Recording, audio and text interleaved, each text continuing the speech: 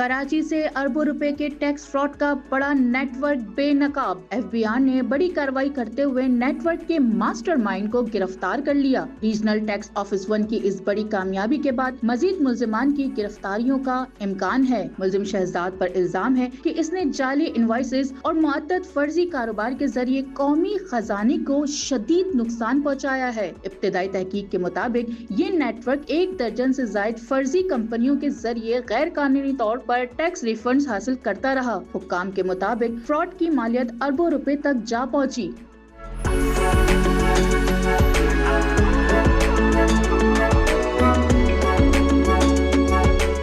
मुल्जिम को आज customs, taxation और एंटी करप्शन की स्पेशल अदालत में पेश किया गया, जहां अदालत ने उसे 3 रोजा जिस्मानी रिमांड पर एफबीआर हुक्काम के हवाले कर दिया। रीजनल टैक्स ऑफिस 1 के मुताबिक इस केस की मजीद तहकीकात जारी हैं ताकि इस फ्रॉड में मुलविस दीगर अफराद को भी कानून के कटहरे में लाया जा सके।